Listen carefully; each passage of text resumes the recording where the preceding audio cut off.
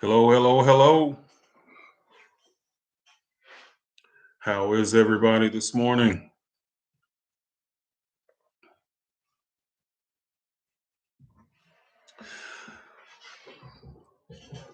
Well, I figured we'd have a pretty interesting topic today. So, looking forward to everybody commenting, participating. So, always have good questions, and I so appreciate that. So, we'll be getting going here in just a little bit. But grand rising to all. Laverne Ward, greetings. How are you? Amber, how are you doing? Hello. Grand rising. Well, it is for me anyway. So it's morning time here. So before noon. But I know we got plenty of people all around the world. So glad to have you here. Dial 43, hello. Abina let's see, Mala Kia, Grand Rising. I hope I got close on that name. Jeremy Duncan, Grand Rising. Good to have you here. Good to have you here. So we'll be getting going here. Just we're almost at the top of the hour. So we'll have a little bit of fun.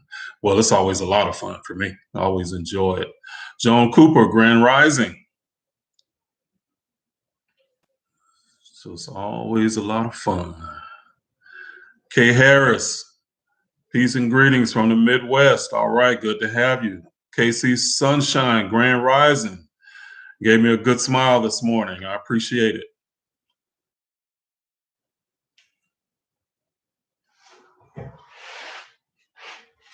So yeah.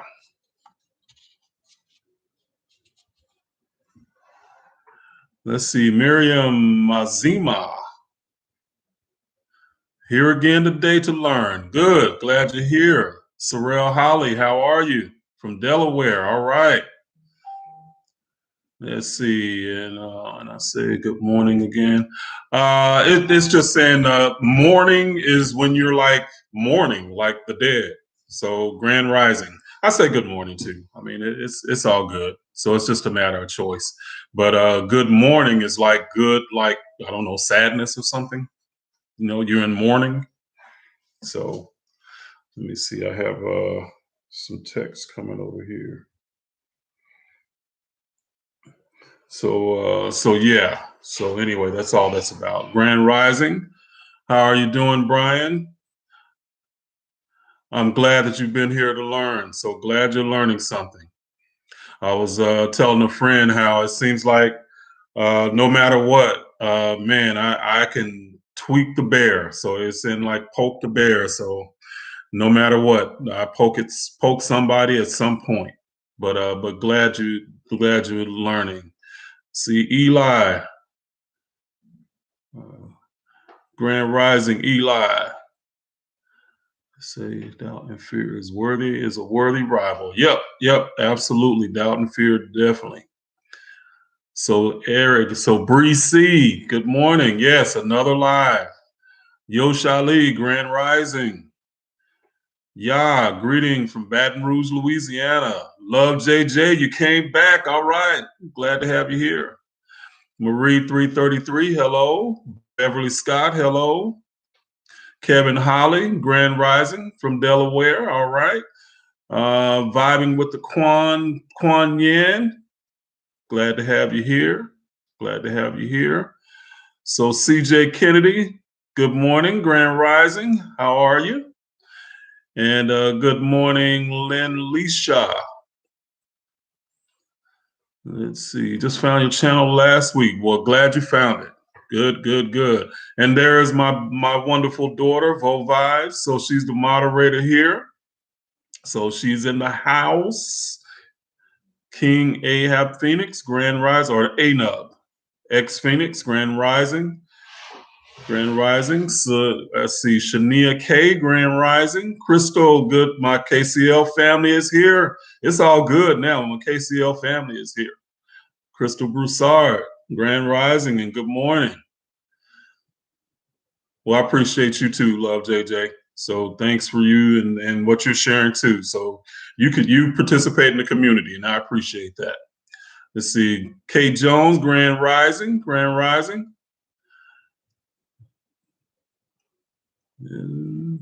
And I am well, CJ Kennedy. How about yourself?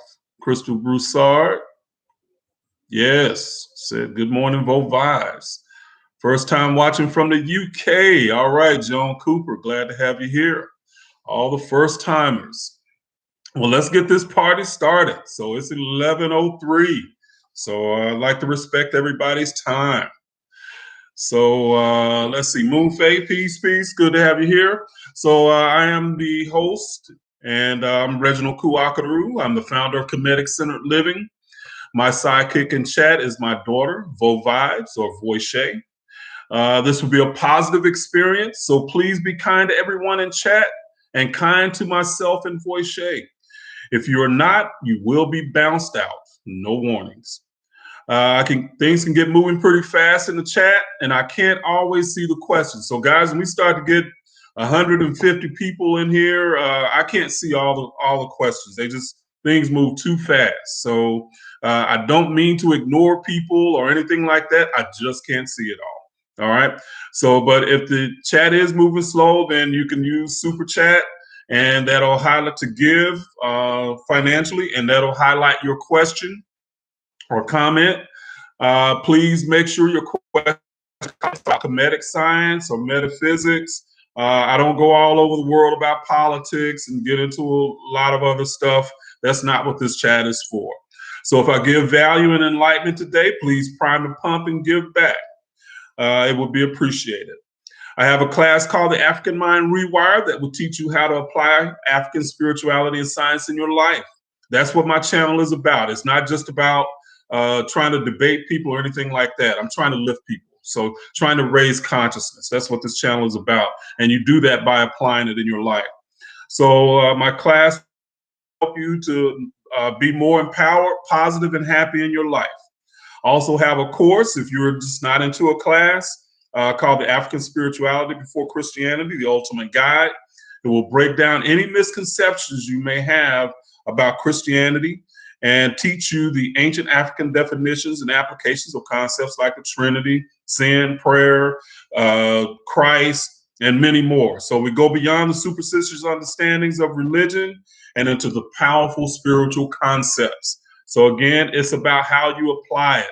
A lot of people just they gather a lot of knowledge, but it does nothing to inform them in their life, improve their life at all.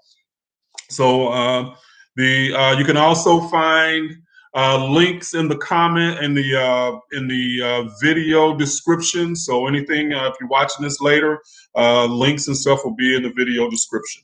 So all my videos, the books that I use in my videos here on this channel, I put links in the description, so you can look up the resources. So if I'm quoting a book or doing something on that in that particular video, you can go and you can look it up yourself and verify it yourself. I'm not asking you to accept everything I say.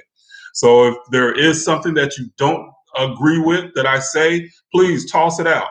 You know, I'm not here to try and like change people's minds. This channel is for people that are already on a journey and want guidance and direction. So that's what I'm here for. So debate and all that. The people that want to come here and do that, I don't have time for it.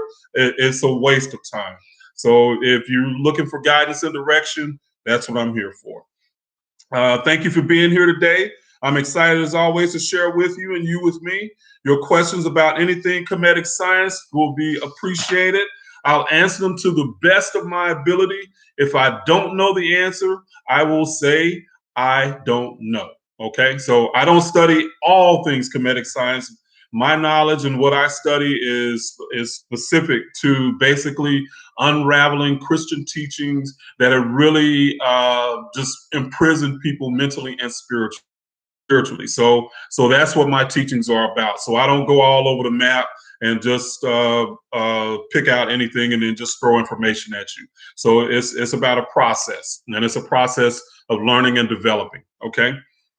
So today, the chat is about really It's about the anti-woman scriptures and the consciousness of a lot of times the conscious community can also be anti-woman.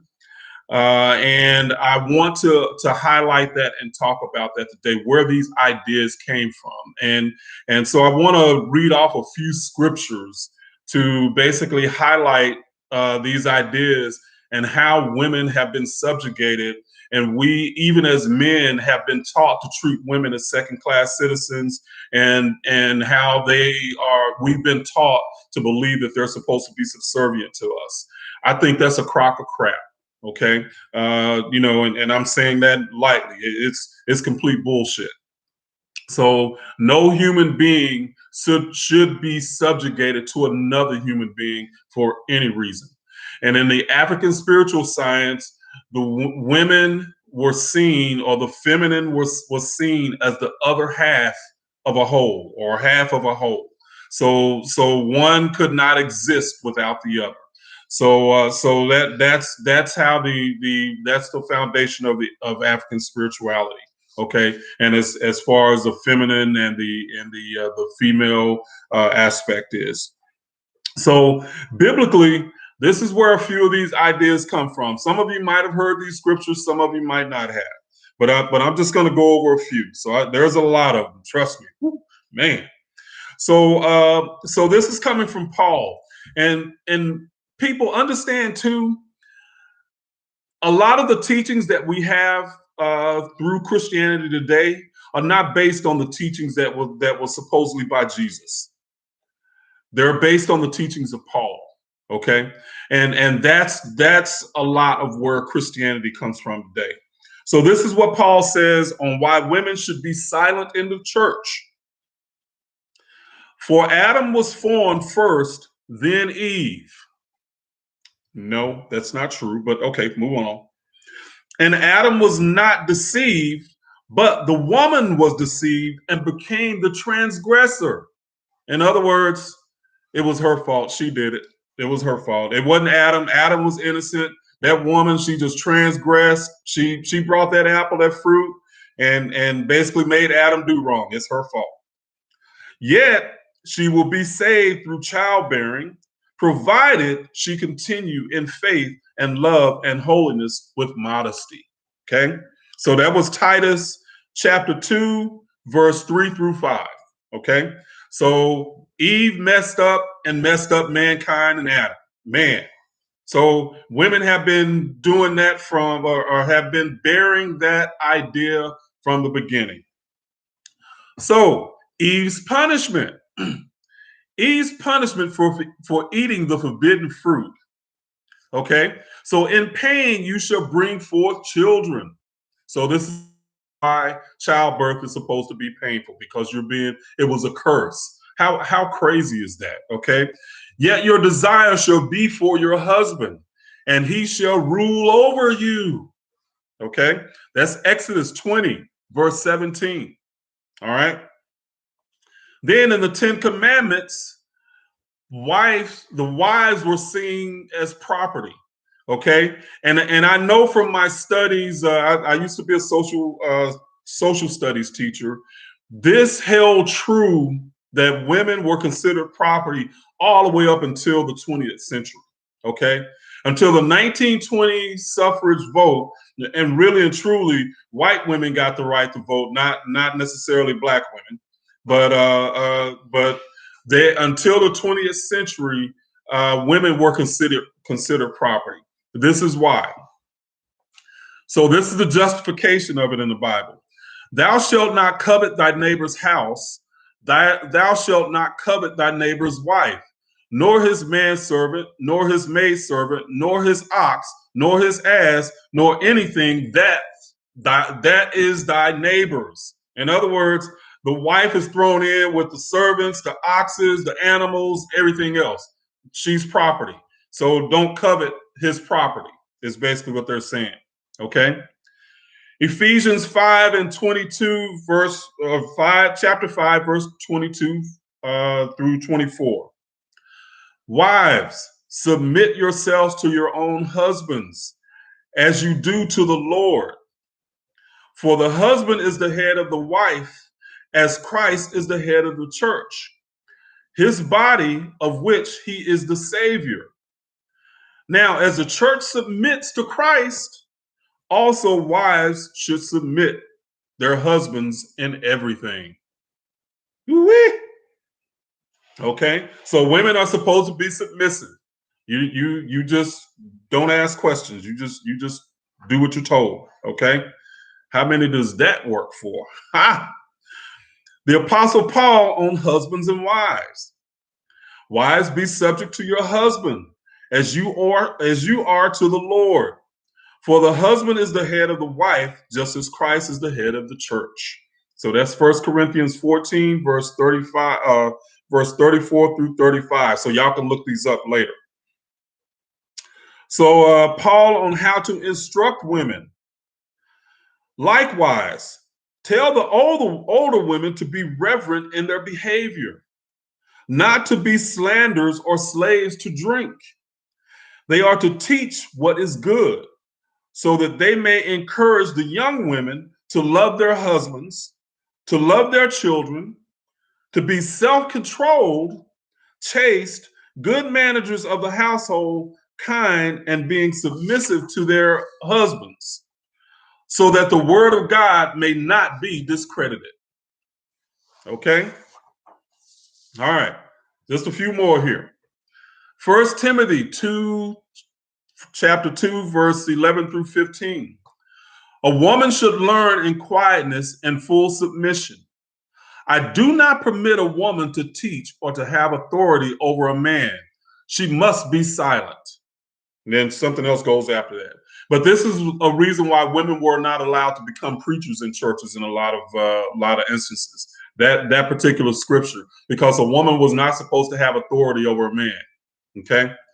1 Corinthians 14, 33, 35, women should remain silent in the churches, blah, blah, blah. 1 Corinthians 13, 11, verse 3 through 16, and I'm just shortening these up, but this is how it starts. Now, I want you to realize that the head of every man is Christ, and the head of every woman is man. Colossians 3, verse 18. Wives, submit to your husband, as is fitting in the Lord. Peter 3, verses 1 through 6. And I'm just reading the first part of it here. Wives, in the same way, be submissive to your husbands. Titus chapter 2, verse 4 through 5. Then they can train the younger women to love their husbands and children and be self-controlled. And actually, I just read that one. So, but that's just a few of them, guys. And I look around and I see how a lot of times, especially in the churches, abuse to women are basically kind of looked at, or not even addressed a lot of times. It's gotten better, but it's still, up until the early 20th century, women could be beat by their husbands and there would be no repercussions from the law from it here in the United States. Okay. The women's suffrage movement was about that. And really, again, the suffrage movement was more for white women, but when black women did get some rights because of that. But women were basically subjugated to the authority of a man. Okay.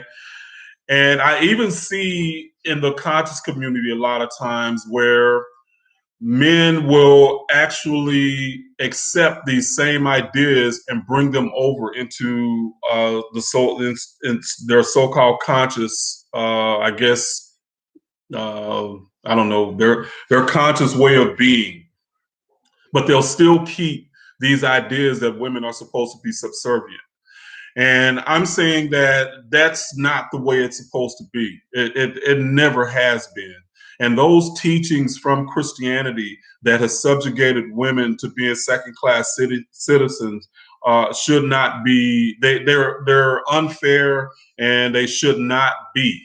And we should not as men should not look to keep a woman under our thumbs. I believe that any man that will hold to these ideas is not a very confident individual in themselves, because a confident individual does not need to try and stamp out another one's light in order that their light may shine. You know, so that's that. But a lot of those scriptures, you guys, again, you can look those up later, and I know that Christians they'll argue and justify these scriptures. They'll twist all in on themselves to justify these scriptures. But I'm saying there is no justification. You know, there's not justification for what these scriptures have done for women throughout the centuries. Okay, so now we can start questions, and let's see. Yes, control stems from fear and insecurity. Absolutely, Bo Vibes. Fear and insecurity. So that's it. So we can go to questions now, and we can move forward on this. First teacher, so it makes no sense at all. See, as a child, so Brian O. Williams says, as a child, the woman becomes the first teacher to a child, so it makes no sense at all. Very true. Very true. What's up, Jason? So very true. Yeah. So and in the Kemetic tradition, the women were the half of the whole. So you see it even in the mythology. There's most of the netters have a masculine and feminine together. Okay. There's only a few that don't, and there's a special reason that they don't.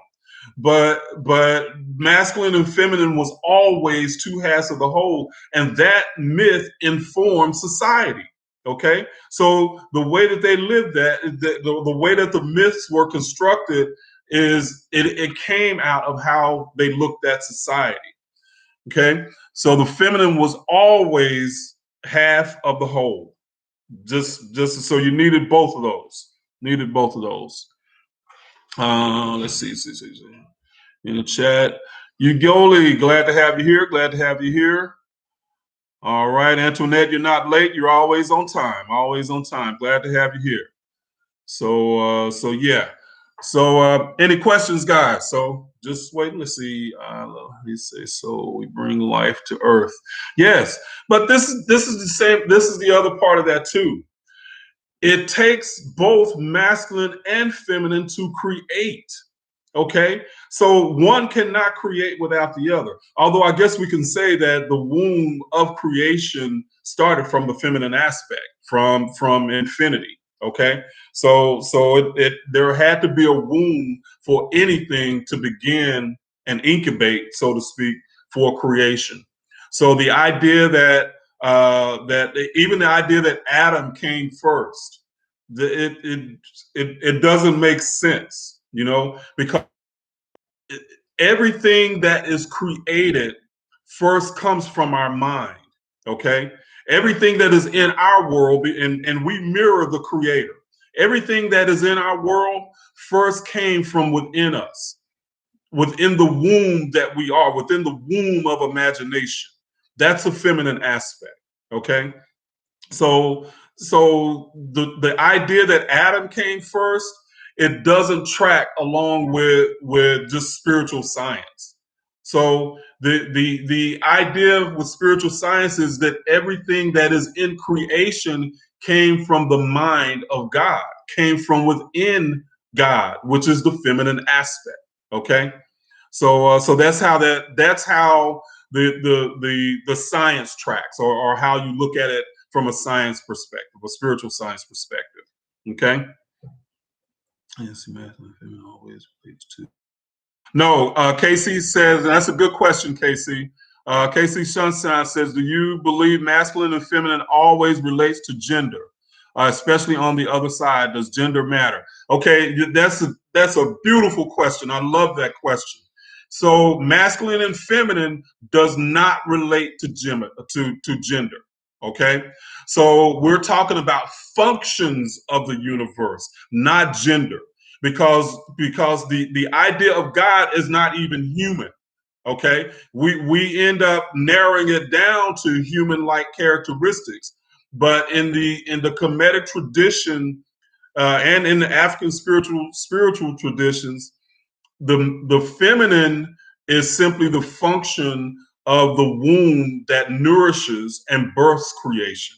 Okay, but that's just an anthropomorphic idea, which means that Africans took human characteristics to express what a metaphysical idea was like, or something that was beyond the physical. Okay, they just took they took a human concept to make it analogous to, because a lot of times we can't understand ideas unless they're analogous to something that we are familiar with. As a teacher, I had to do that all day, every day. If I couldn't connect my children's ideas to their previous experience, a lot of times they could not grasp it.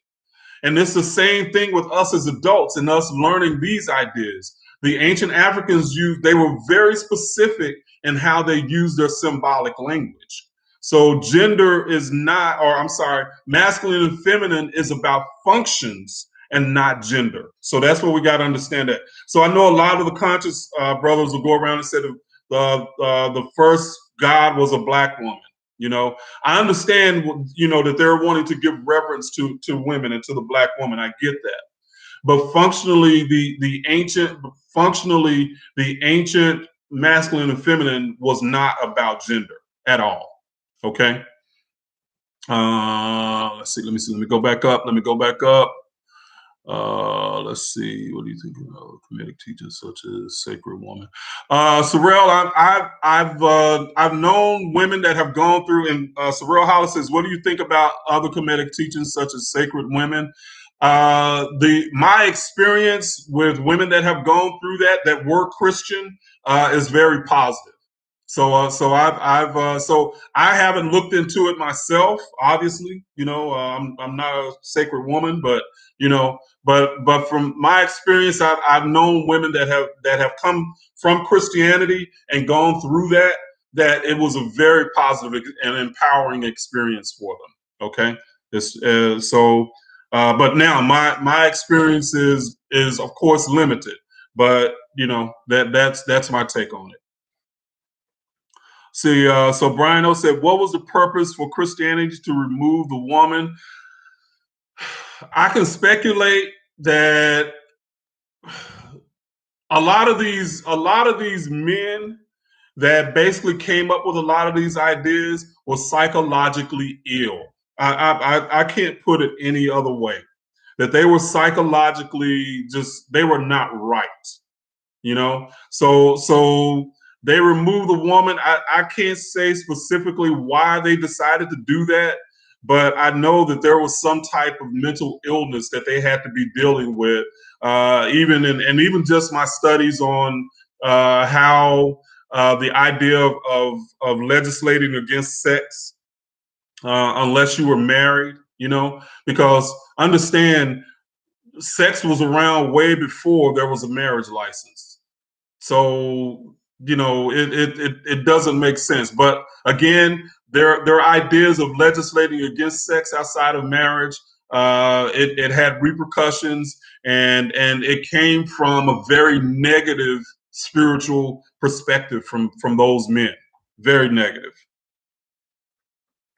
Let's see. Life Jeremiah says the portal that woman holds is powerful. Absolutely, because all life that comes into this earth comes through the feminine. All life that comes through this earth comes through the feminine. Let's see.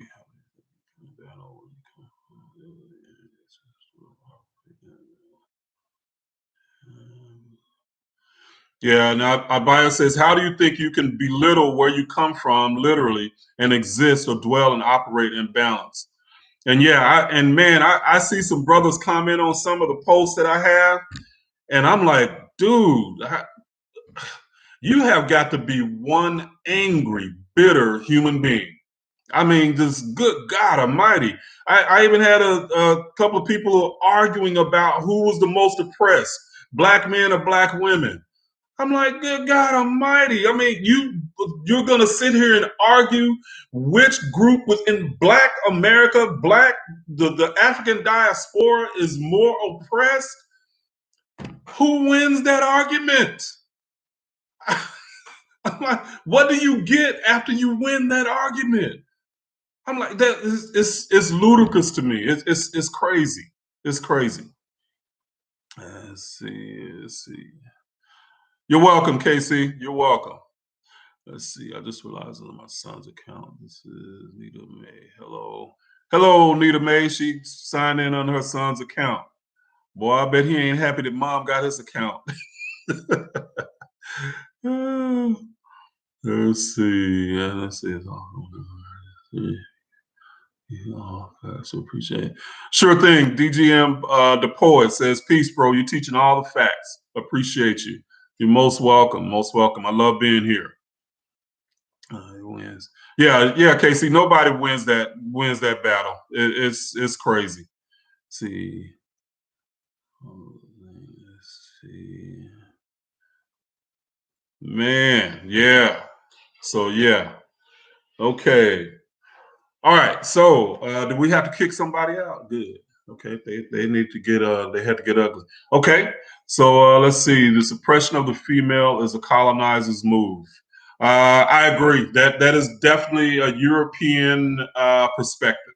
So from the Greek and from the Romans, that is definitely a European westernized perspective for sure. So let's see. And let's see. Okay. All right. Well, I guess this. If you guys got other questions, you can ask those too. So I'm here for a while. If we don't have a lot of questions, then I mean we can keep it rolling. Your take on mitochondrial Eve gene? What James Redding says? What's your take on the mitochondrial Eve gene? Scientifically, as far as I know, that's how they can trace back lineages, human lineages. So that's something that I studied, 20 years ago. Looked that up. I don't remember a whole lot about it now. Why do some women pray to deities like Osset or Het Heru? It's just training, Sorrel Holly. So so there are people that again they have their own societies and stuff like that, and they have their own belief systems. So you can choose belief systems. For me, I think that I'm kind of not kind of an outlier. I'm an outlier. So I don't belong to anybody's system. I teach these ideas through the Kemetic system because they have a what do you call it? Dang it, I'm drawing a blank right now. They have a format, okay? And I teach that format because there's also other teachings that connect to it, and it also uncovers Christianity. But as far as the metaphysical ideas, I don't subscribe to a lot of they end up moving from one religion to another. And when I say a religion, to me, religion is binding you. Religion is like a box that you're supposed to fit in. It's rules that people make up that you're supposed to live by. Spirituality to me says that I make up my rules and I live by, I don't even make up my rules. I live by universal principles, okay? My connection to the creator is my connection and it is unique. And I don't need to live by everybody else's rules. So, and what invariably people will ask is, well, we need rules because otherwise basically society would wreak havoc and people would run amok.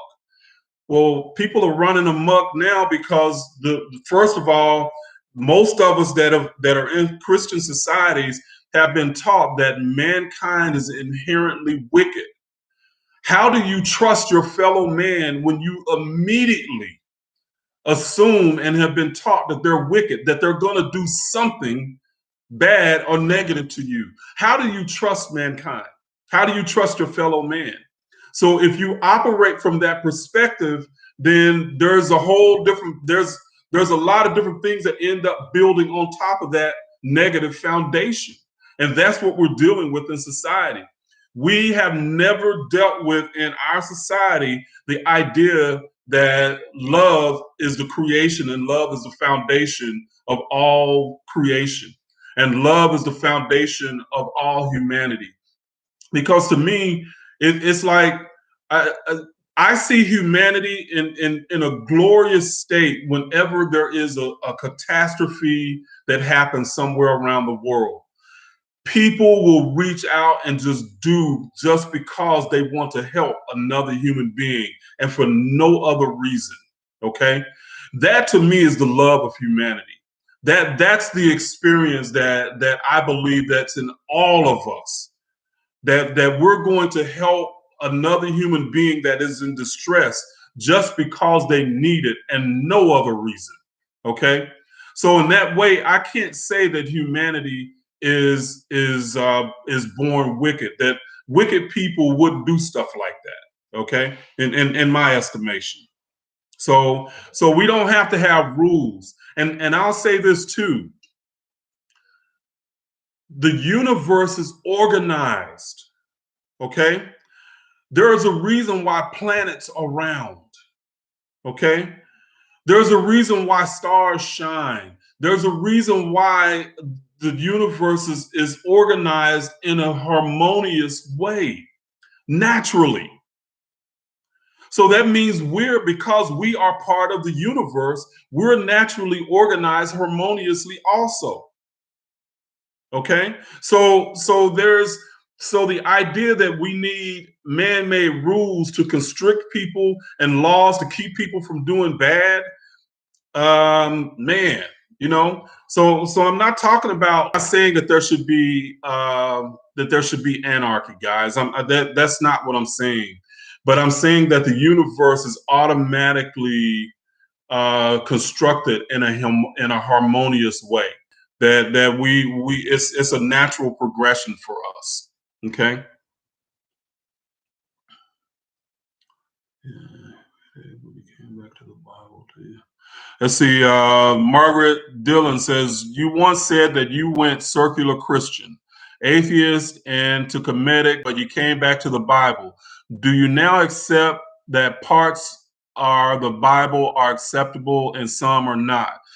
The Margaret Dillon, that's a great question. And yes, I came back to the Bible, but it wasn't from the exoteric perspective that we were taught within Christianity. We were taught to accept these beliefs a certain way, but there is esoteric knowledge within a lot of the scriptures. So, but so in Christianity, we're taught either you accept all of it or you accept none of it. I don't agree with that because that to me is just mind control. So the people who are in power are the ones who are going to dictate what you accept.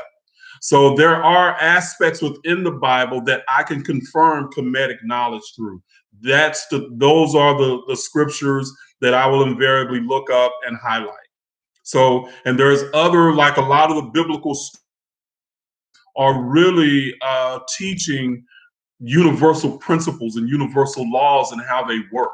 So those are the ideas that I highlight in my work, my classes and courses. That's what I'm teaching.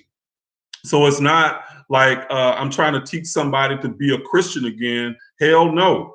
That's like that's living in a box, And for the African diaspora, worshiping white Jesus is psychological suicide. And that's how I specifically say white Jesus because it has an impact on the African diaspora and society. Okay. And that's psychological suicide. Okay. So those types of things are what I look at. So can the Bible be useful and relevant when you understand the mythology esoterically? Yes, it can be.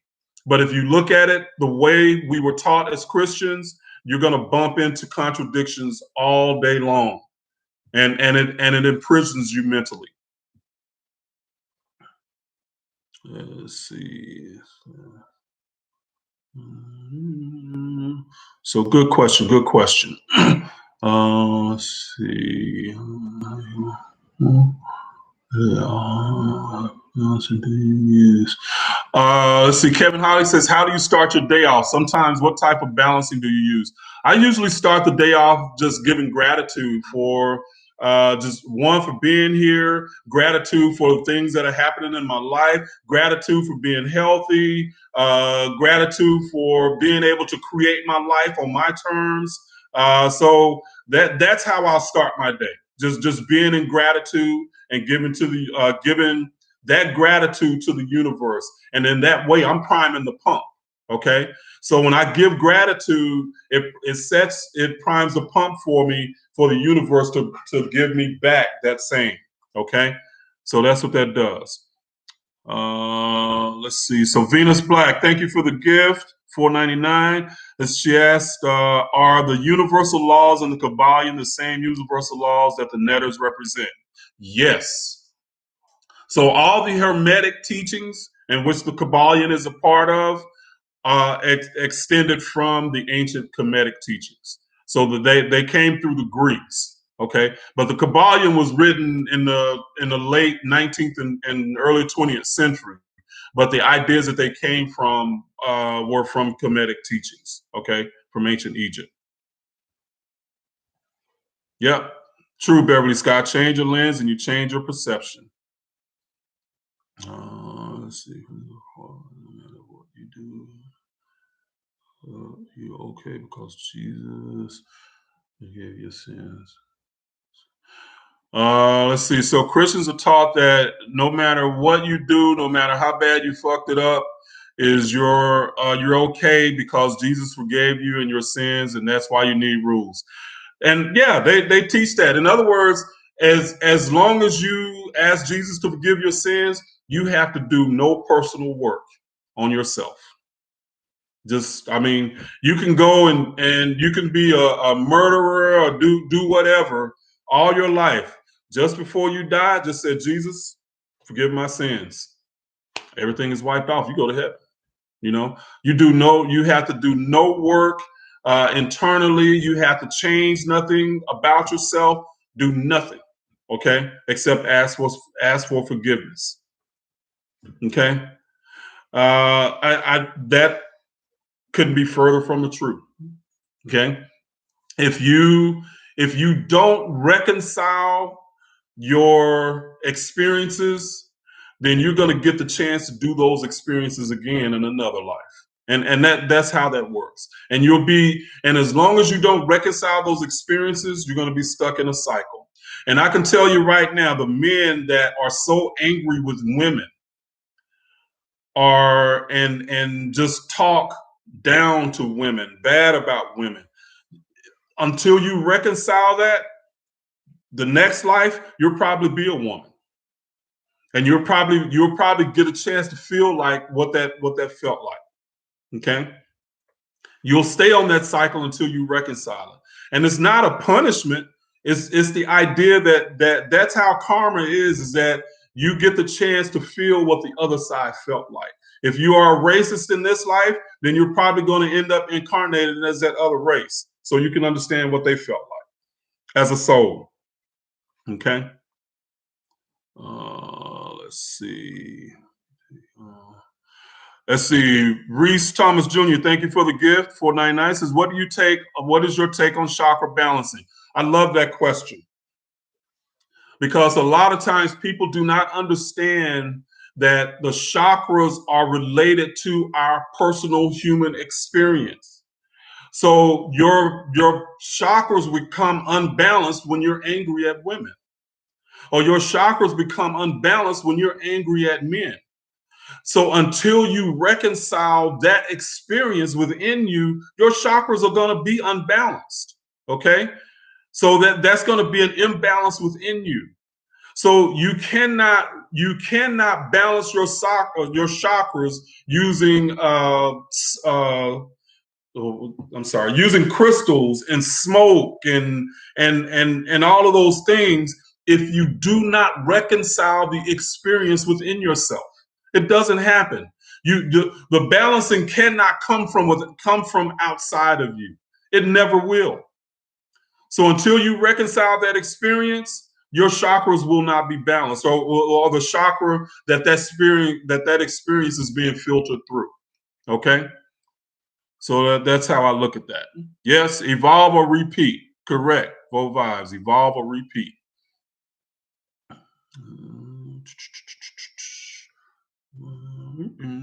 I'm just looking through here, guys. Looking through. So heaven and hell or just reincarnation and keep learning. Rise, good question. Says, so is there a heaven or hell or do we keep learning and reincarnating? So Rise, I'm going to give you a homework assignment. Okay, look up in the King James version. Look up Luke chapter 21, Luke chapter 17, verse 20 through 21. Tell me where heaven is. Okay. So no, I'll tell you for the people here. So even in the Bible, they don't say heaven is out there. They say heaven is within you. Okay, heaven is not a place out there. And there was no hell in Christianity until around the 12th or 13th century, until till Dante's Inferno. Okay, look up Dante's and you will get the first inkling of what the church started to incorporate as far as hell was concerned. Okay, so that was a Dante Alighieri. So that was a poem that he wrote back in the Middle Ages, and the church conscripted that idea and brought it into Christianity. Christianity is the only religion that has an eternal hell. The only religion that somebody could go to hell for eternity and could never be forgiven. What kind of God is that? I mean, I'm a father, and I was trying to think, is there anything that, and we're supposed to be God's children, right? According to Christianity. I was trying to think of something that my son or daughter could do that I would never, ever forgive them for. And there is nothing that I could not forgive them for. So why would God punish people that way? Even the Christian idea of God, which is childlike thinking. Why would that God do something that I, as a man, do I have more discernment than that Christian God? That's really what you have to start thinking. Because there's no way in hell that I would banish my children for eternity and never forgive them. Talk about not working through your own shit. Good grief. So man, work through it, God. Give it up. Quit being angry. So yeah. Let's see. And Brian O. Williams, thank you very much. Let's see. Gave $50. Man, I really appreciate that. But Brian says, I wasted so much money in the preacher plate at a damn church to hear lies. This is the best spent money ever spent on the truth. Thank you, brother. I appreciate that so much. I definitely appreciate that. Thank you very much. So yeah, the Christian guy need to work through their chakra shit for real. Because he angry about something all the time. That Christian God is jealous, okay, angry. I mean, be killing people for no reason or for little bitty stuff. So he needs some chakra balancing. Oh, I'm kind of irreverent, guys, but that's me. I do my thing. So roll with me or not. I appreciate those who do. Evildoers who are jealous. Let's see. Can you please give a general matchup of the netters, chakras with the Kabbalion pro? Yeah, Joe Johnson. That's not something that I've ever. So Joe Johnson asks, can you please give a general matchup of the netters, chakras with the Kabbalion? That's not how the netters. The netters are not linked to. Well, there could be netters linked to chakras. I haven't found those yet. So the information that I have now, I don't have the ability to do that, to connect them to the chakras. Okay. So that's not to say that information is not out there. I haven't done that. So I haven't connected that. So, but that's a good question. Control. Let's see. How do you feel about Egypt? Originally, America's too. See, and I am Amaru. Ka says, how do you feel about the idea that Egypt was originally Americas through Amaru Tahuti? Understand Tahuti is just a netter for the human mind. So whether or not Egypt, I think a lot of the ideas that we know as that cross the continent, so to speak, across the waters, those are downloaded into our consciousness, and we get those same truths. So I think that that's where they come from. A lot of that stuff, not necessarily that Egypt was here or whatever. I don't know. I don't have any evidence of it. So not to say that there's not. I don't. So it's not something I study. See, why do you use the M word instead of asexual reproduction for Atum? Normally, people stop taking the discussion seriously after that word is uttered. The M word. I'm not. What is it? What you calling the M word there, Dexter? I'm not sure what you mean by that. So you got to spell that out for me. Let's see.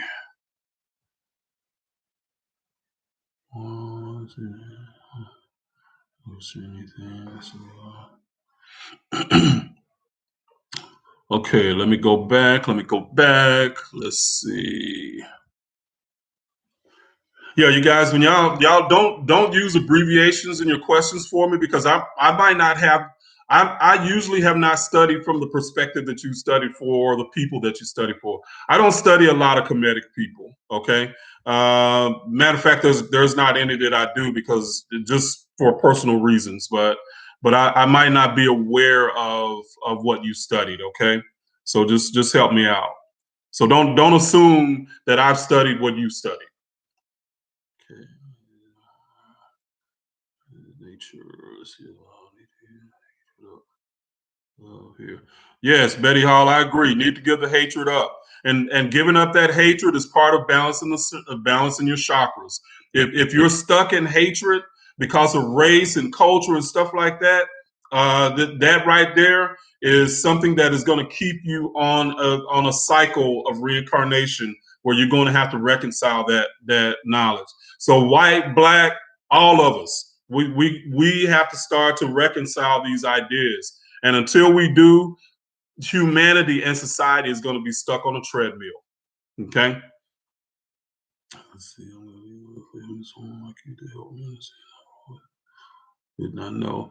Glad you're here, Reese. Glad you're here, brother. Reese says, I'm glad the universe led me to someone like you that helped me understand what I've always felt but did not know. And Reese, I hear that a lot too, that of how, and it's so amazing that we know deep down, we feel it.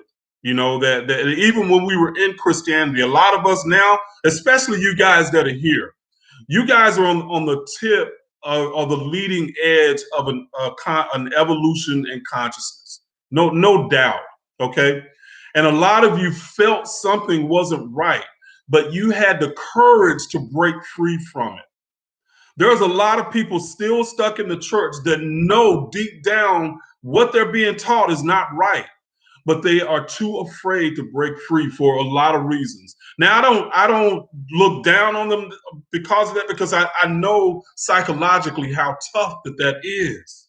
You know, I mean, guys, when you break free from the religious ideas and the religious cocoon, so to speak, you have done something monumental, and you should pat yourself on the back all day, every day, because you had some mental strength that a lot of people do not have. And I truly mean that. It takes so much mental strength to break free from that conditioning, man. And even when you do it, though, that programming, if you don't watch out, that programming can follow you. Okay, so you have to become aware of it. Yeah, I'll start to read. Next line, reset. Let's see. I stumbled on your channel 2 days ago. Where do I start to read? You can go to comediccenteredliving.com. Okay, so that's my website. So I have a lot of different articles there that you can start to read. I also give you resources. So no matter what I do, guys, I'm going to give you the resources. So I'm not going to just tell you something and then leave you hanging. I'm going to tell you what I've learned, how I interpret that idea, and then give you the foundation of where I got that interpretation. So you get the resources, the books, and stuff like that. Always. If you want more guidance on it, then that's where you'll come to my classes and take my courses. But you can look that stuff up yourself, and verify what I'm saying. I want you to do that. I do not want you to accept what I say and then never ever look it up for yourself. That is no different than being in Christianity. None. So please, if I tell you something, you go like, oh, I don't know about. Check it out, please. Verify me. And if it's not verified, come up and say, hey man, that's not what I found. This is what I found. Don't just give me your opinion. Show me what you found. Okay. But most likely, I'm not going to debate with you anyway. You can go your thing. So. Uh, Yeah, Kevin Hollis said fear is another. Family members treat you through fear. They treat you bad when you leave Christianity. And again, that's another one of those things that holds people in. That's another thing that holds people in is just the idea that they know the family is going to shun them. So, I mean, and that's happened to me. It's been part of my experience. And part of it was my doing too, because when I first found out this information, I just knew they wanted this. And man, I went in with a vengeance, and I ended up straining relationships because of what I believed and what I was trying to tell them. They didn't want to hear it. I couldn't understand why they didn't want to hear it. And when they rejected me, I got angry. And when I got angry, I started lashing out. And it ended up destroying relationships. So I'm saying, don't do that, because this is your journey ultimately. It's not for you. And I hear a lot of people say, I want to save my people. I want to do something for my people. Take care of you. Okay. So that's how I've had to use this knowledge. Once I started studying it, then I wanted to give people something that they could build another foundation on. Okay. But ultimately, the experience that I talk through and talk about are things that I went through. And I know that other Christians have felt and dealt with. Okay. See, and Betty Hall says, thank you for opening my eyes for a real reality check. I appreciate you for that. You're welcome, Betty. And thank you for being here. I really appreciate you being here. And thank you for sharing that. So a lot of times, guys, man, I get so many of the negative people that want to, come to my channel and, spew their negativity. So I so appreciate when you guys give positive comments and positive commentary. I really do. I thank you so much for that. It balances things out for me. Let's see. Oh, it moved up. Where'd it go? Where'd it go? Oh man, I lost. I saw a good question. I lost it. Yes, MF Drexen. Critical thinking is absolutely supreme, and really and truly, we are in Christianity. Critical thinking is frowned on. They do not want people to critically think, because immediately when you start to critically think, the stuff sounds stupid. I mean, Adam and Eve had 3 sons, and from that they populated the world. How could that be? It falls apart at that instant. Everything falls apart at that instant that they want you to believe. So you have to critically think about this stuff.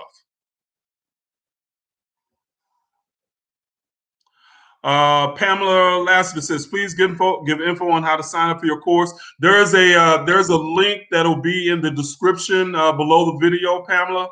So you can check. So the courses, the classes, anything that you are looking for from me, my website. I put the links under all of my videos in the video descriptions. Okay. So anything that you want to find out about. So thank you for asking them. The ancients speak on semen retention.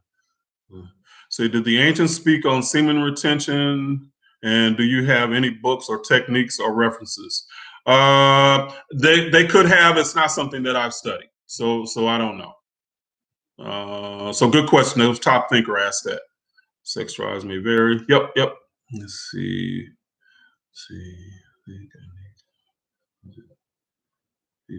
And Brian says, I think I need to make this music though to help guide people. Absolutely, positively. You do it in the way that suits your soul.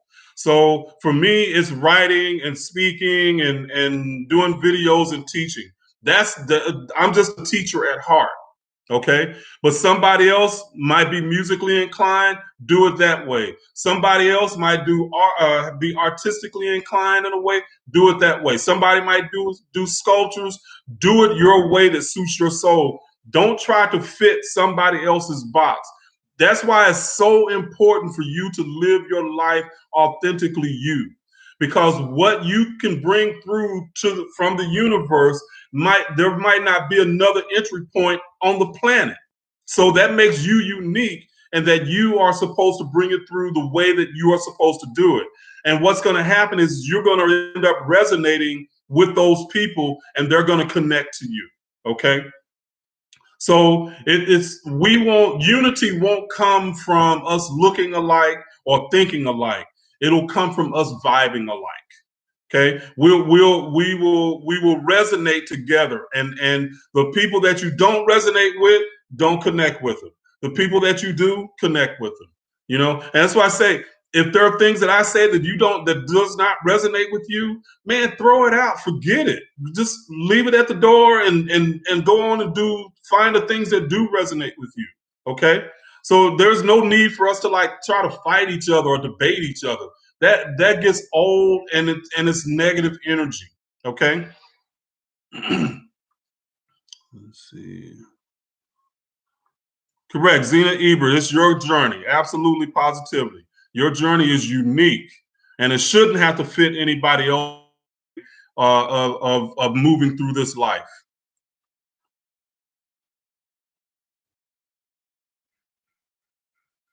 Yes, Stormy Loves Black says, I used to be very depressed because I was fearful that God doesn't like me.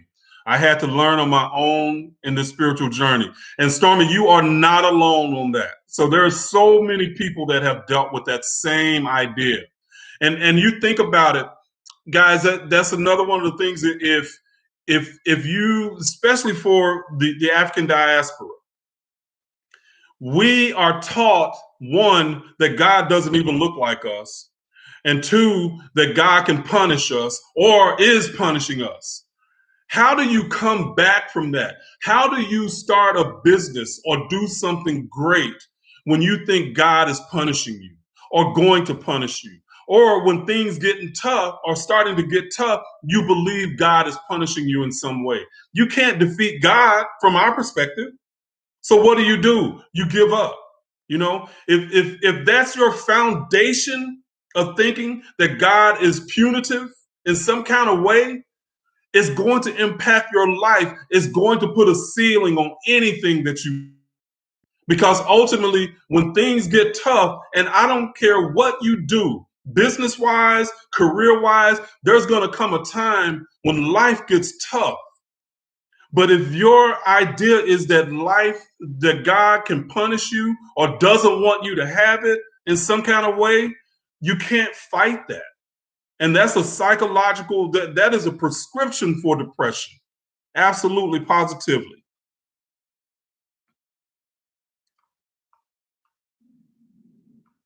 Let's see. Okay.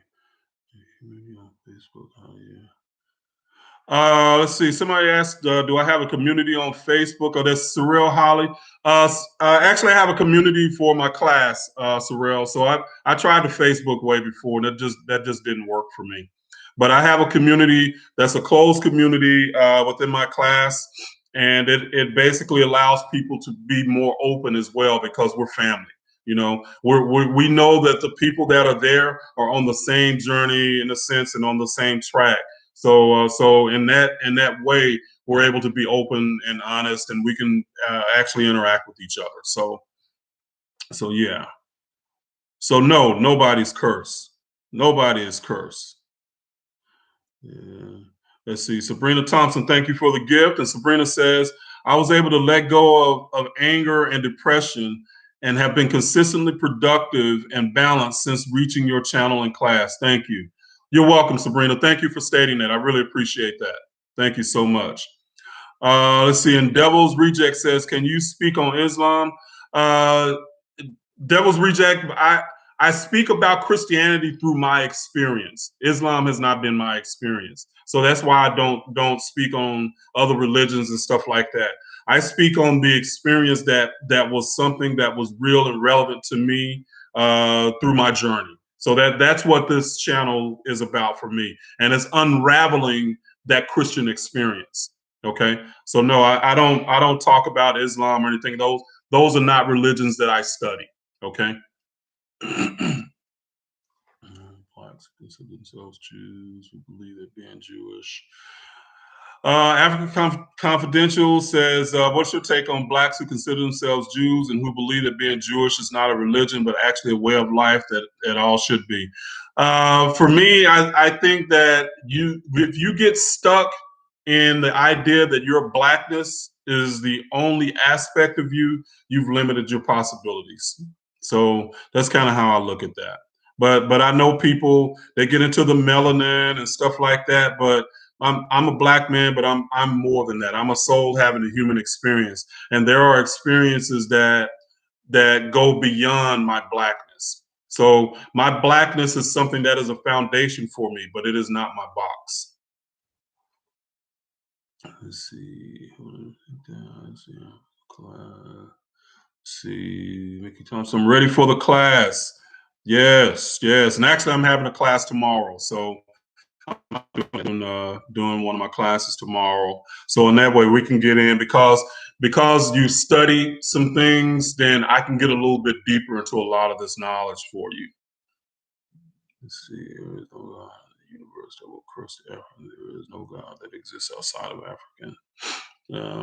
Let's see. So I understand that how to do it by my faults and not having memory of our past. Sorry. No, esoteric. That's good. That's fine.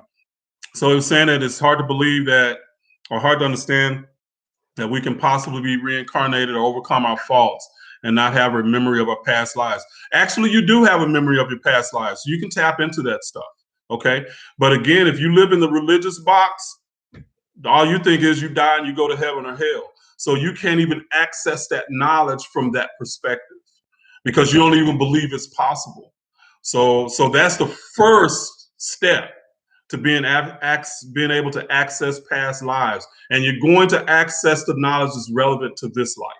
Okay, so that's relevant to the theme that you're experiencing in this life. But as a Christian, you never even get there. You can't. So let's see. Do you believe in Starseeds or the concept of it? Yeah, I can believe in Starseeds and stuff like that. So it's to me, it's just a way of categorizing certain consciousness. So yeah, I can believe in that. But again, I don't allow that stuff to be the box, because we can get into we can also get into dogmatic stuff spiritually. So and I don't believe in staying in somebody's box. Let's see. See, Ali Allen says, ever since I realized how divine I am, I'm so free. Absolutely. So why do some people are being negative when they ask valid questions? I hope I've done nothing viewed as negative. If it was not my intention, I will apologize in advance. King, I don't look at questioning as being negative. Sometimes the way people can phrase it can seem negative, but I question. So I'm all for that. So I don't believe that you should accept every single thing that I say. Because I don't care whoever I might be learning from. I'm not going to accept everything they're saying if it's something that makes me go you know. But I'm not going to be one of those people that just go against something just to go against it, just to be a contrarian. you know. So that's how I looked at it. So no, I welcome questions. So I'm good with that. So a question is not an offense.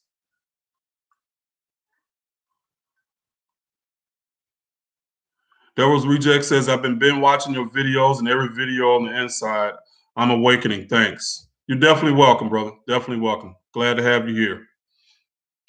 Let's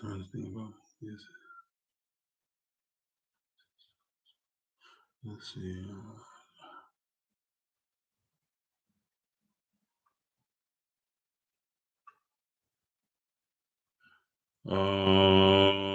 Let's see. Sarah, yeah, I will. So I'll give you an email. I'll send you an email tomorrow morning. So make sure you're subscribed to the emails, and you'll go into your well, I'll give you the directions on that. Right now it's drawing a blank, but I give you directions on how to do that in the welcome part of the class. So just check out that video, and it'll show you how to make sure you're subscribed.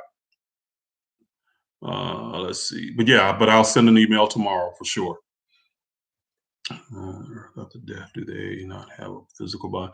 See, why are there spirits that roam the earth after death? Do they not have a physical body? Sometimes, because of spiritual teachings, a spirit can leave the body and be disoriented. You know, if you think that hell is a place and stuff like that, then you can be afraid to move on. Really. Let's see. Ryan says, what's your perspective on psychedelics and weed? Do you think it helps us or maybe guides us to the truth or derange us further? I believe anything that is natural is absolutely positively here for our use and our benefit. So, peyote, ayahuasca, stuff like that is here for our expansion. Now, when man ends up making chemical drugs like LSD, cocaine, and stuff like that, no. So I don't get in on what man has produced. But if it's natural, it's good for you to use. Okay, and use it, smoke it, whatever. Let's see. How do I send $5? Spirit Man says, how do I send $5? There is a $ at the bottom of the chat window. You can click on that. Click on that $, and then I'm sure it'll give you directions on how to do it. Okay. You wake up. Generation. Don't think this. So James Redding says, what made you wake up? Because most from your generation don't think this way. James, I woke up, man. I started to wake up when I was 15 years old. So I started to ask questions that people couldn't answer, and it just started making me question, and I questioned a lot more things. But when I went to college, I ended up getting a basketball scholarship, and I went to a Southern college, which was a Southern Baptist school, and that was predominantly white, and I had a seminary, all of that. And the experience that I had there, it made me atheist because they didn't say the words, but the how can I say, the implication of their actions and things that they were saying was that I could be a good Christian, but I could never be as good a Christian until I turn white. Well, obviously that wasn't going to happen. So I was like, no, I don't think so. I'd rather go to hell than sit up here and think that you make you or let you believe that you're superior to me. That's how serious it was for me. I wasn't going to accept that. So I became an atheist, But I ended up coming full circle. So atheism didn't sit well with me either, because there was just too much that was happening in my life that had divine intervention. Thank you, Spirit Man. Gave $5.99. I appreciate that. Thank you very much. So yeah, most definitely. But that's I had to basically so like I said, I basically came full circle. But this has been a journey for me for over 40 years, so almost 40 years. or is it? Yeah, about 40 years. So I've been going on a long ways, long time. 1212. Hey, it's 1212. But let's see. Stormy Black. No, and Stormy Black says, "Hey, I wish I woke up that early." No, you can't look at it that way. You wake up when you're supposed to, and you need to appreciate that. You know, so you wake up or you woke up when it was time. So, and that's what you have to look at your journey. You're never late, and you can't be too early. It's always right on time. God is always right on time. Yeah. But anyway, there's some truth to that. So, yeah. So you wake up when you're ready. So Stormy Love Black says that. So, but I get it. I understand what you're saying though. Let's see. Let's see. The second. I second the mushroom experience. Reese says, I second the mushroom experience. I heard that. I've never tried them. I want to try them, but I've never tried it. Let's see. And smoking, I grew up, I had asthma when I was young. So I never tried like marijuana or anything like that because, man, I didn't want anything that was going in my lungs that was going to make it hard to breathe. But I tried a little bit of marijuana not too long ago. So yeah. So I told actually that marijuana actually might help with asthma. So maybe I might need to get some good stuff. I don't know, but I don't have asthma now, so I grew out of it. This class learn true African spirituality step by step with coaching and mentoring. Yes, Surreal Holly. Yes, learn true African spirituality step by step. Absolutely. Class was allowed to community access you speak of. So the class is the African Mind Rewire. So my African Mind Rewire class, Joe Johnson.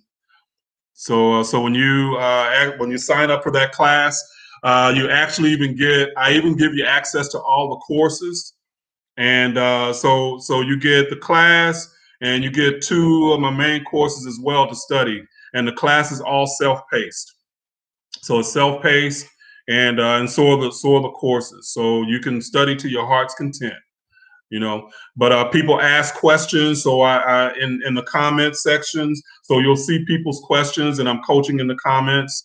And then like tomorrow, we'll actually have the virtual class, where I'll actually be teaching in that class. Okay, and we'll be talking a lot like this, but because you've gotten the basic Kemetic knowledge and a foundational knowledge, we can usually take that a little bit higher and talk about other things a little bit higher knowledge. Loyalty, the rapper says, do we throw out the Bible? I'll say throw out the idea that the Bible is the only book or that the Bible is the total truth. Throw out those ideas. But there is information in the Bible that is still relevant when you look at it from the esoteric. So the way we were taught exoterically through Christianity, throw that out. So throw those ideas out, because they very few of them will hold true. So there are good things that have come from the Bible exoterically, but when you really want to go to more of the spiritual level, it becomes a box, or it becomes a wall for you. Let's see.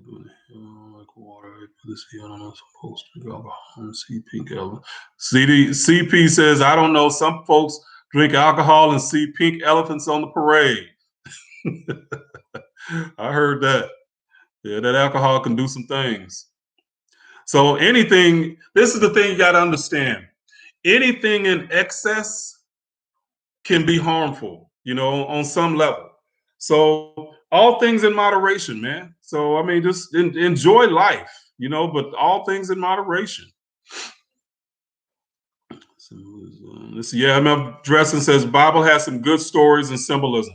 So a lot of the stories, and actually I even talked about one of the stories on one of my latest videos, Isaac, Jacob, and Esau. If you look at it exoterically, you think of it one way, but esoterically, the secret knowledge is universal knowledge that is like invaluable for your life, you know. So man, and that's the video on should I, let's see, if I don't pray to Jesus, who should I pray to? So check out that video, and I break down that story esoterically. So I break down a few of them esoterically on my videos. Let's see. Let's see. And Rhonda says, what kind of a teacher were you, teacher? I was a social studies teacher for 10 years. I taught middle school. And then my last year, I actually taught math and science to fourth graders. So that system was just like, oh, it was a chore for me.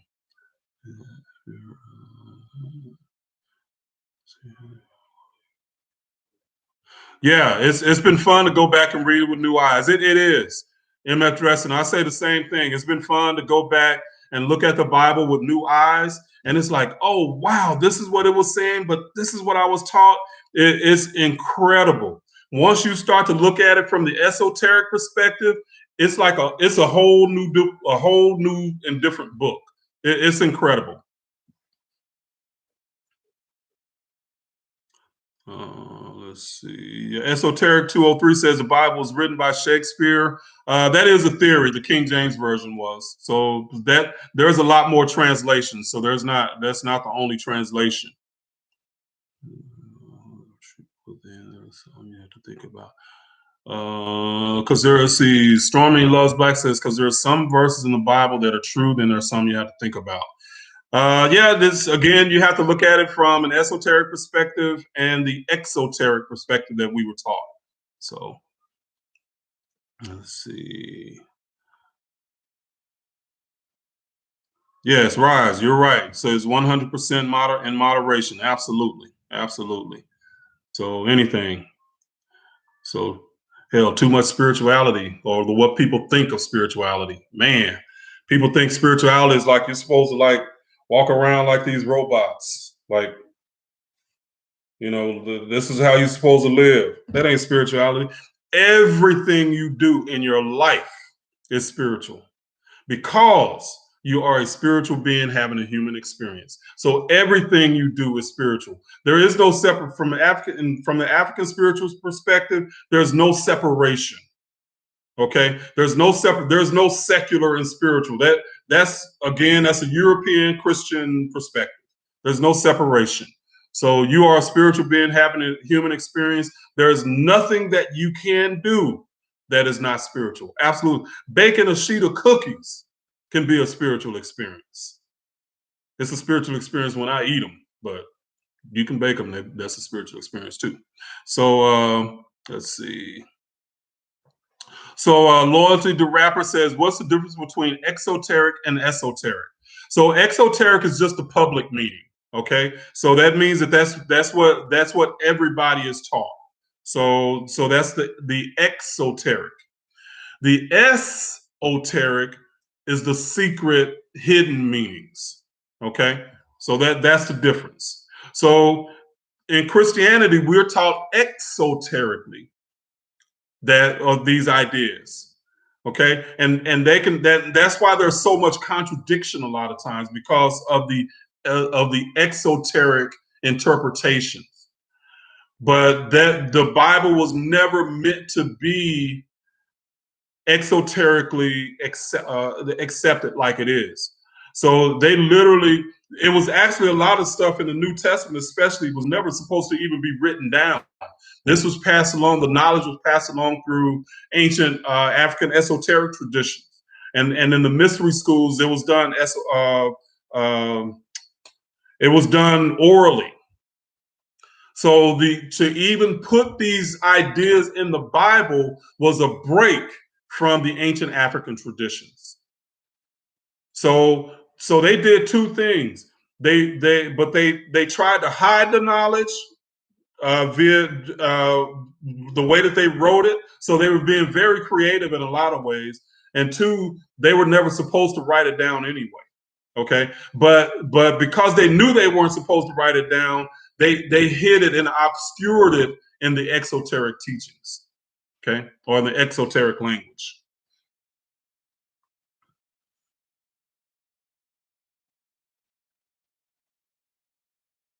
And see, Rise says, when I took LSD for the first time, I figured out my own that the Bible was just a book based on God being our conscious. Let there be light, spiritual enlightenment. Yep. I don't have the courage to take LSD, man. I'll be one of those, man. I probably like it so much. I'll be one like every day. I'll be walking around like. So I can't do drugs. Sugar is my drug. Let's see, a lot of my learning came home, university. Okay, cool. Beverly Scott. Let's see, your opinion on the Orishas.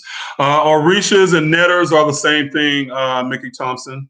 So it's just a different way. So that's why African spirituality has a lot of the same concepts. So the concepts that I'm talking to you about, as far as the Netters and ancient Kemet, Orishas are the same ideas. They're just spoken of in different ways. So if you hear, if someone explained the Orishas to you and the way that I explain the Netters, you'll get the same information. So 2 words, same concept. So they're connected. And a lot of African spiritual systems are connected via concepts, but not by the words. So in the Valdan tradition, Loas are the same thing as Netters and Orishas. So they're all connected.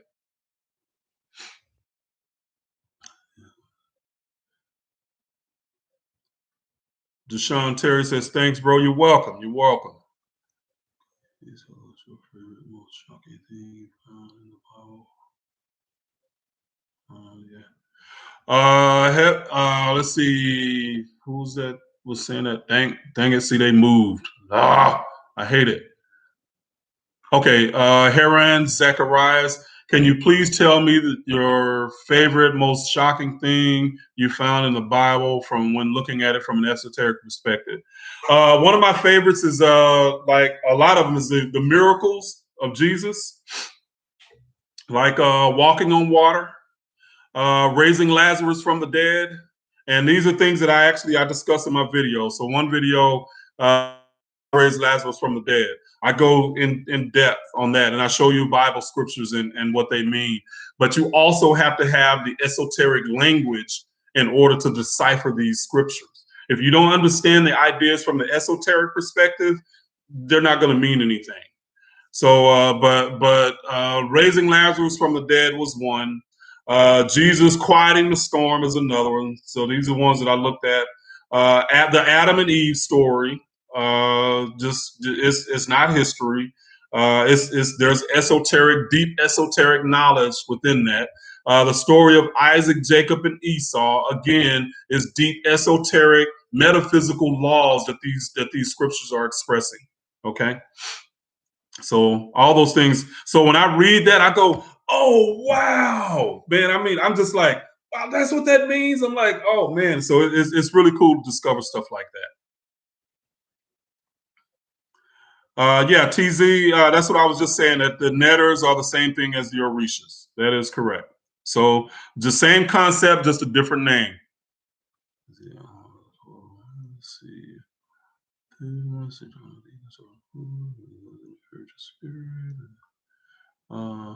Yeah, and yes, I love cookies too. I try not to eat certain food. Yeah, it says because certain foods do interfere with your spirit. And again, I'm a little bit different on that. And I know because of my thinking, food does affect me in a certain way. But you can get to a point to where the stuff outside of us doesn't affect us. But I know because of subconscious programming that foods do affect me a certain way, and it's just something I hadn't like rooted out yet. And in reality, I like cookies and pizza so much, man, I'm going to enjoy those till the day I die. If they take me to the grave, I'm going to go to the grave enjoying every single bite. That's the way I look at it. I'm just the things that I like. I'm going to have fun with it, and I don't worry about somebody saying, "Well, you shouldn't eat this or shouldn't eat that." Who says? You know? So, but again, you do not have to agree with me on that, and I totally understand if you don't. I'm totally okay with that. That's just how I choose to live my life. So I define my life for me, by me, and I have the courage to live the definition. That's the way I look at it. Okay. Hey, MF dressing them chocolate chip cookies. I can make some chocolate chip cookies that will make your toes curl. I'm telling you. Woo, I love those things. And right when they come out the oven and they're warm, oh, oh my God. Woo, if that was a sin, I'd just go to hell, be eat my cookies all the way. For real. Woo, love them. Yes, come on in, Mickey Thompson. Come on in to that class. I'm telling you. Let's see.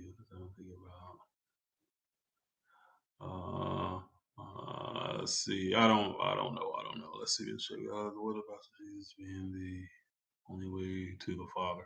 Yeah, Free Trader says, what about Jesus being the only way to the Father? You got to look at it esoterically, because it means something totally different esoterically. Trust me, it means something totally different. Lynn Hayes, thank you for that gift. I really appreciate it. $20. So Lynn's giving a gift there. Thank you so very much. Those drugs that keep your mind.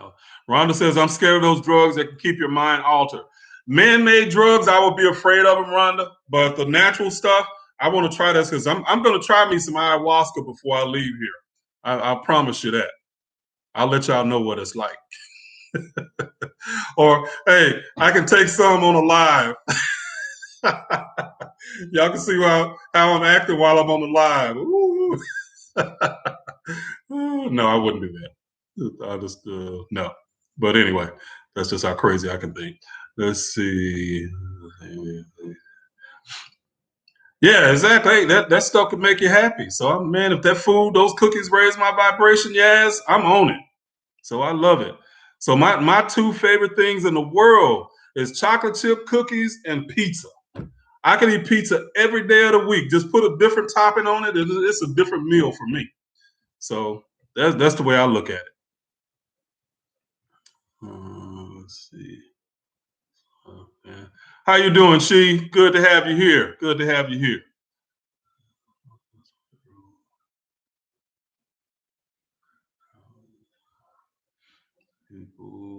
Yeah, even King was saying, or King Anub was saying something about the pharaohs. You got to understand, even the pharaohs had an esoteric meaning in Kemetic teachings. Okay, they were supposed to be the highest ideal of humankind. So pharaohs and kings were not the same. No. You don't find. Yeah, Ryan says some ayahuasca all the way. I heard that type of stuff finds you. You don't find it. I can believe that. I can believe that. I've already put it out to the universe that I want to try it. So I'm sure it'll find its way to me one way or another. I can believe that. Let's see. Let's see. See, and Duverson Paula says, peace, brother. Thank you for the knowledge. You're welcome. You're welcome. From North Carolina, Empathic Starseed. I just hit the like button. Thank you, Empathic. Please, y'all, hit that like button. Hit that like button. Let's see. Bibles. What's that from DMT? I will bring it. Try it soon. Ayahuasca descends from DMT. I think DMT is something natural within us, isn't it, Reese? So maybe it like heightens the DMT. So Christ consciousness is the way to the Father. Yes, I and the Father are one. That's what that means.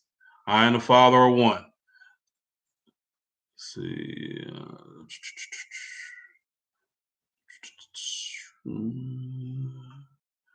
Oh, you're welcome, King. You are most welcome. Linda White. Oh man, you done missed everything, Linda. We just about to get over on this. Matter of fact, it's 12:30, man. I thought, man, this going on and on. Let's see. I'm trying to get more in touch with my spiritual. I love your channel so far. Thank you, Zaria. Thank you, Zaria. So she says, hello, I've been trying to get more in touch with my spirituality. I love your channel so far. Zaria, you're always in touch with your spirituality. You just got to acknowledge it. That's all. You're never not in touch. Let's see. That's my question. Let's see. Opposite Kit says, answer my question. What is your question? So again, these things go pretty fast, so I can't always see them. Sorry. This is yeah. Bro. Hi, Reginald. This is Andrea, one of your new students. Hello, Andrea. How are you? Good to have you here. Good to have you here. Thank you for being here. And thank you for joining my class. See, one of my close friends says she is a personal encounter with Jesus. You know what? That's interesting. Let's see. Joycelyn C says one of my friends said she had a personal encounter with Jesus. And I want to ask you something.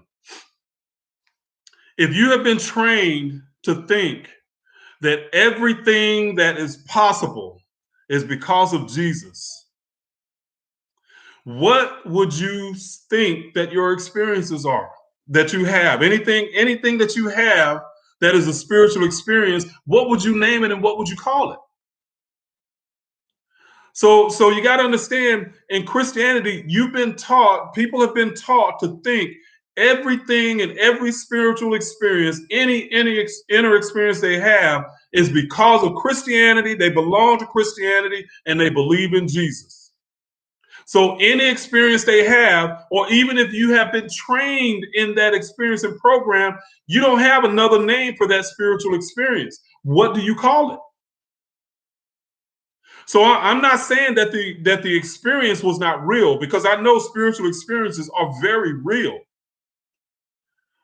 But what you call it is going to be from your level of understanding every time. And if you only know Jesus, guess what you call your experience? You know? So that's what we have to consider there.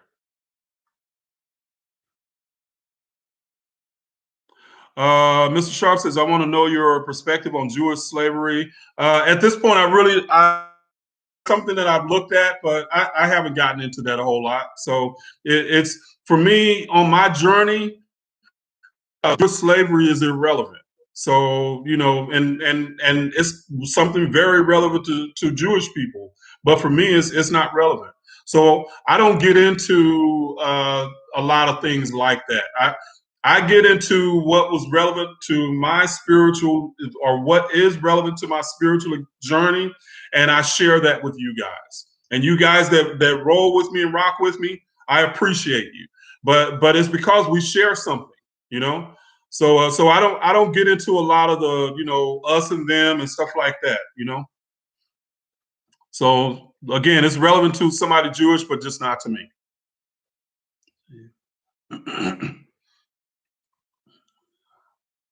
Yeah, that's what I've heard too, Reese. So Reese says, yes, we naturally produce DMT. Science shows that when we die, more DMT is released. Yes. So that's been my my studies as well. So enslaved mind always needs a master. Yep, an enslaved mind always needs a master. Oh, that is so true. Do y'all know what the term Lord means? Does anybody have any idea what the term, when they say Jesus is Lord or Lord God, does anybody know what that means? The esoteric meaning of that idea? I'll wait here. I'll wait. Yes, no, maybe.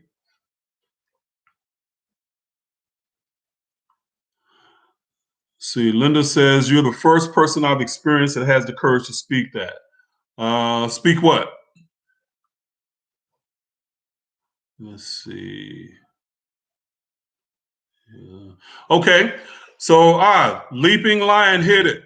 So, Leaping Lion says, Lord simply means master. Good one, Leaping Lion. Thank you. It means master. In other words, you've become master of you. You are the Lord of you. Lord Christ means you are Lord over your consciousness. You have arrived to a point to where you are the master of something. Okay?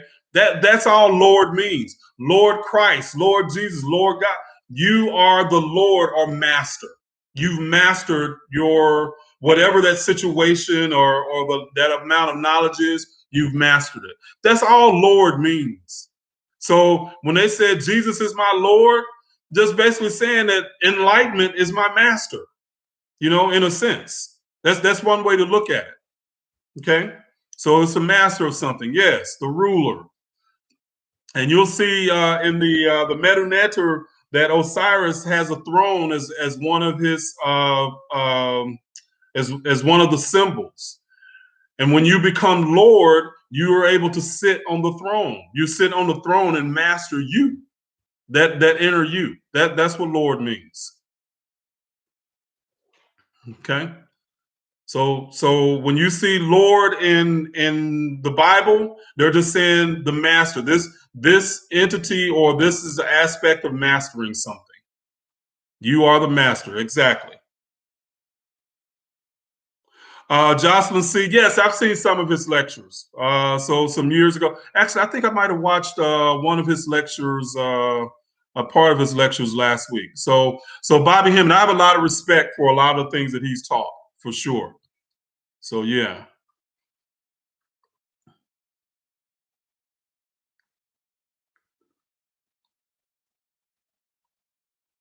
Let's see. Empathic Starseed says, I just want to know the truth and I want to ascend.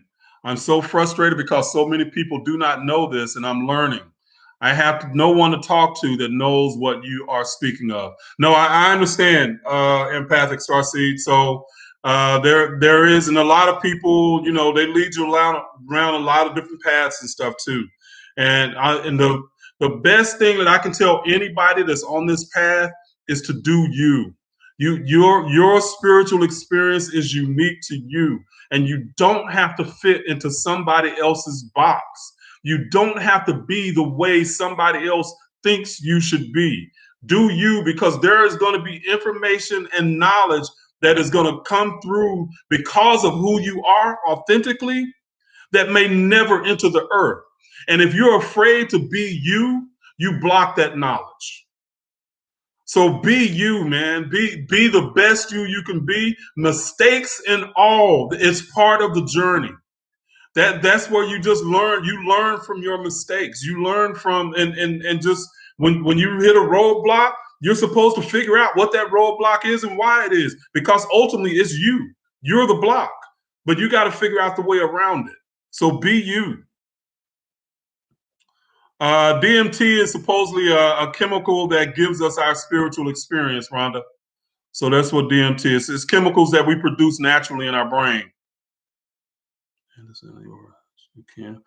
Anj Sage says thoughts on Atlantis and the correlation to Kim. I do believe that there was an Atlantis. How they were connected to Kemet, that information might have been disseminated to Kemet. But I haven't found anything definitive on that. I know a lot of the chematologists who are white. They feel that Kemet got their information from Atlantis, and I know in their mind Atlantis was a white civilization. So in a way, they use that a lot of times to subvert the idea that Africans could have anything, as grand as the pyramids on their own. Somewhere, somehow, white people had to help them, or aliens, which is like whatever, prove it. Let's see.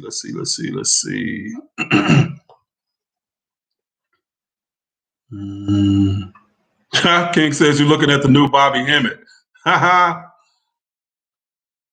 Well, I'll definitely take that as a comment. I have a compliment. I have a lot of respect for that brother. A lot of respect. I think he was ahead of his time for sure. So in a lot of the things that he was teaching, and he understood the knowledge from a deeper level than most of the other people that I've ever listened to. He understood it. He understood vibrationally. He understood stuff at a lot deeper level than a lot of people did. So I have a lot of respect for him. Let's see. On Sage, I pronounced it right. Good. I finally did. It took me a couple of weeks, but I got there.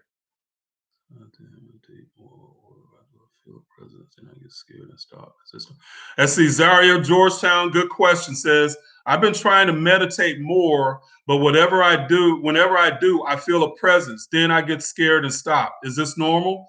I would ask you, what makes you scared? Because what that tells me is that you're filtering your ideas through something fearful. And that probably is still your religious training. And you have to examine that.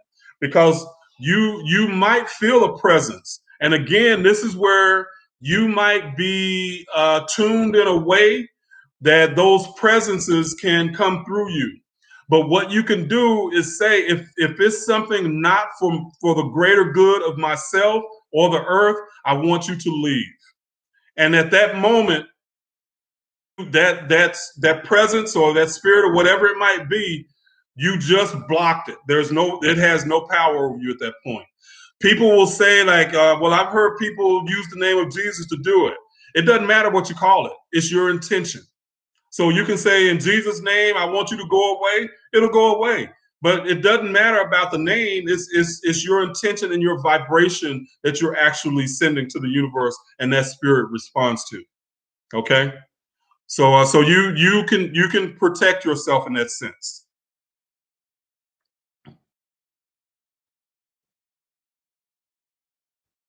Yeah, Cyril Holly. So I says I can understand wanting to have a community where we can talk because those around me look at me as blasphemous. Absolutely. When you first start coming out, they sure do.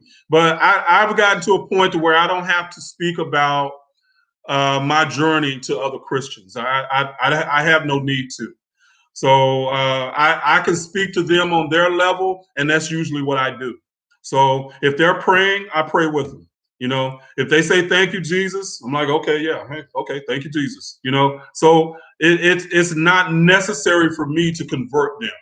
It's not part of my journey to make them think like me. And that's the way I look at that. So because I have more knowledge, I look at them in a way, and I don't mean this to be insulting, but it's just an analogy. I look at them in the same way that I would treat a child. That a child doesn't have the capacity to understand what I understand as an adult. So in your capacity, and when you're gaining this knowledge, Christians are, in a sense, they're still in elementary school, and they don't have the capacity to understand what you know. And unless they get some teaching and training where they can build that knowledge, they won't understand it. And you can try to express one idea to them, but if they don't have that foundation, they're going to reject it, and they're going to reject you. So don't feel the need to have to tell Christians about who you are. That's their deal.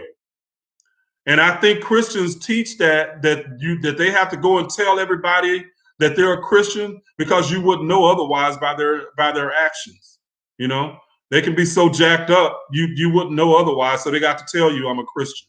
But in this knowledge, you will live a certain way, and because you have certain principles that you live by, people will see a difference in you. Okay. Let's see if you learned the lesson. What's next? See, loyalty to Draper. After you learned the lessons that you're reincarnated, what happens next? Well, then you start to think about how that information is going to impact this life. So how is it impacting you now? How do you balance your chakras? So that's really what it comes down to. Because ultimately, and I've said this before, people talk about the Kundalini and stuff like that. And people think it's just something that's separate from everything we do. But the Kundalini is understanding that experience weaves itself up the chakras. Okay. You got the light and you got the dark. Okay. So and you're going to have both experiences throughout your life. That's going to weave itself throughout the chakras. Okay. So you literally are living your life moving up that energetic ladder, so to speak. Jacob's ladder in the Bible, that's what they're talking about. Jacob's ladder. Let's see.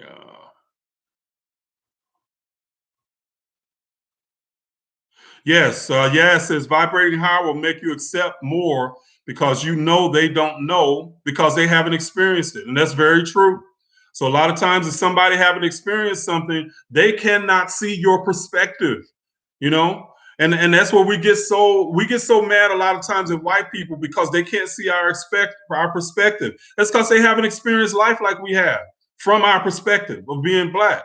So we get mad at them, but they see life totally different. It's a totally different reality for a lot of them.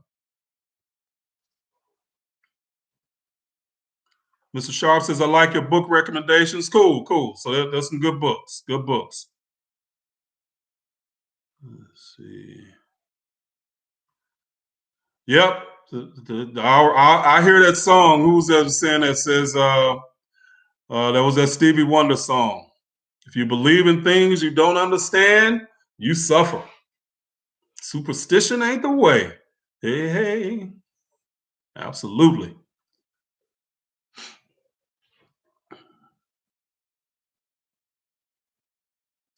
See, Loyalty Draper, good question. How do you know if you're on the light path or the dark path? Does it all happen simultaneously? Yeah, it's all simultaneous. It's a choice that you make. Which path, which way do you want to look at life? Do you want to look at life from a negative or negative experience? Or do you want to look at life from a positive experience? I choose positive because positive unifies. Negative experience cannot unify people. And that's why us trying to fight racism and negative experience is not going to unify anybody. We're going to unify when we know intentionally what we as a people want to create. Okay, so negative and positive is always there. That's just part of the universe. So to have that duality, it's always there and will always be there.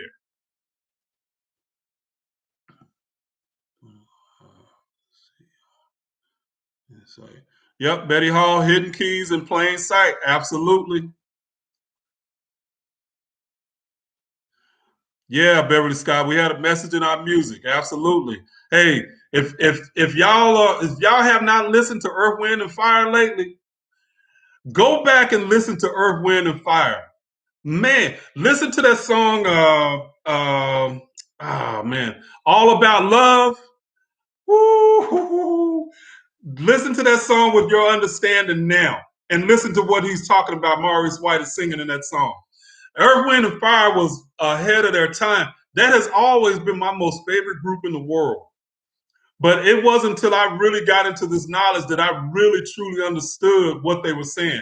I felt it because that's why they were my favorite group. But man, when they started singing a lot of that stuff, dude, they were talking some metaphysical shit then that was like, man, y'all check out some Earth, Wind, and Fire. All you young people, if y'all haven't checked out Earth, Wind, and Fire, y'all need to. Get on it. Let's see.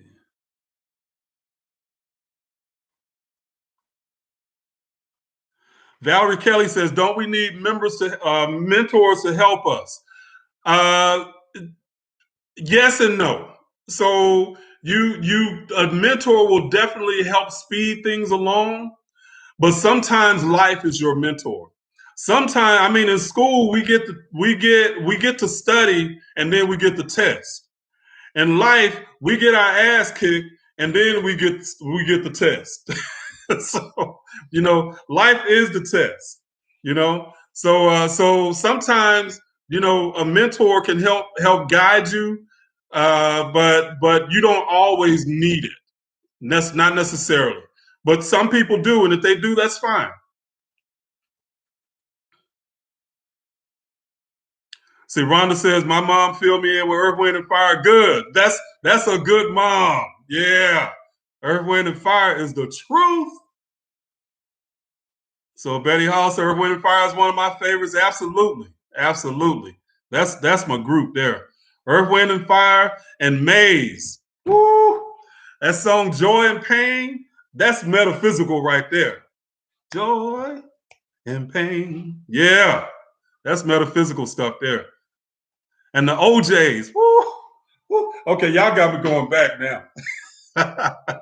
those brothers there, they knew what they were singing. They was lifting the world. Man.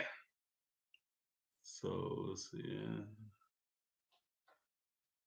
All right. All right, guys. Well, hey, it's getting late now, guys. So I'm gonna have to probably sign it off. But man, this has been so much fun. I enjoy you guys so much. Thank you all for being here. And all my KCL class family members, thank you so much for being here. I definitely appreciate the support. And guys, this is real. This is not about a fight over whether Jesus is real or not. That is a waste of time. Understand the difference between Jesus and Christ.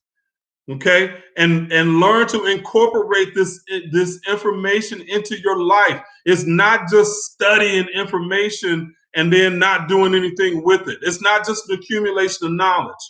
The knowledge that will travel with the soul is the knowledge that will get through to your heart, from your heart. Okay, and the knowledge that you leave up here, all it's going to do is die with you. Okay, so this knowledge is meant to travel along with you. All right, guys. Y'all have a great day, and again, enjoyed it. Thank you so much for being here. Bye bye.